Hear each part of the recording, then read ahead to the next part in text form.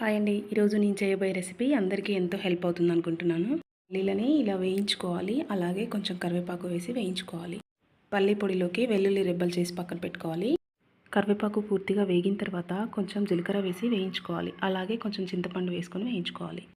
మనం తినే ఆహారంలో ఏదో ఒక రకంగా డైలీ పల్లీలు తీసుకోవడం వల్ల మన బాడీలోని చెడు కొలెస్ట్రాల్ని తగ్గించి రక్తనాళాలను ఆరోగ్యంగా ఉంచుతుంది. పల్లీలు పూర్తిగా చల్లారిన తర్వాత మిక్సీ గిన్నెలో వేసుకొని వెల్లుల్లి రెబ్బలు, పసుపు, జీలకర్ర, సాల్ట్ అలాగే రెడ్ చిల్లీ పౌడర్ వేసుకొని గ్రైండ్ చేసుకోవాలి. కొంతమంది జెంట్స్లో కానీ లేడీస్లో కానీ కీళ్ళ నొప్పి అని, మెడ నొప్పి, నడుము నొప్పి లాంటి సమస్యలు ఉంటాయి కదా, అలాంటి వాళ్ళు డైలీ పల్లీలను తీసుకోవడం వల్ల కాస్త రిలాక్స్డ్గా ఉంటుంది. ఇలా ప్రిపేర్ చేసుకున్న కారం పొడిలు వేడివేడి అన్నంలోకి చాలా బాగుంటాయి. అలా తినలే వాళ్ళు ఇడ్లీలోకైనా దోశలోకైనా పైనుంచి చల్లుకొని తినేయచ్చు. అవిసె గింజలు తెలియని వాళ్ళైతే ఉండరండి.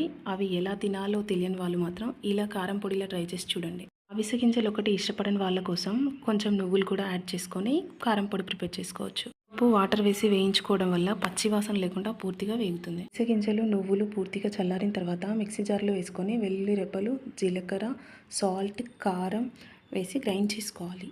ఫస్ట్ 2 స్పూన్స్ కారం వేసుకున్నాం కదా, మళ్ళీ ఒకసారి 2 స్పూన్స్ కారం వేసి గ్రైండ్ చేసుకోండి. మరి ఫైన్ పౌడర్లా కాకుండా డైలీ అవిసె గింజలు 1-2 టీ స్పూన్స్ తీసుకోవడం వల్ల హెవీ వెయిట్ ఉన్న వారు కూడా వెయిట్ లాస్ అవుతారు. తీసుకోవడం వల్ల మన హెయిర్కి కూడా హెల్ప్ అవుతుంది.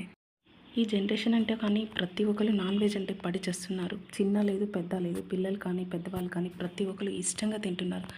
అలాంటి వాళ్ళకు అప్పుడప్పుడు ఇలా కారం పొడులు ప్రిపేర్ చేసి పెట్టడం వల్ల మన బాడీలోని బ్యాడ్ కొలెస్ట్రాల్ని కరిగించడానికి యూజ్ అవుతుంది. నువ్వులు తీసుకోవడం వల్ల మన మెదడులోని కండరాలను మరియు కణాలను ఉత్తేజితం చేస్తాయి. అలాగే మెదడు పనితీరును కూడా మెరుగుపరుస్తుంది. ఈ రెసిపీ ట్రై చేసి చూడండి. ఎలా వచ్చిందో కామెంట్ చేయడం మర్చిపోవద్దు. Thank you for watching.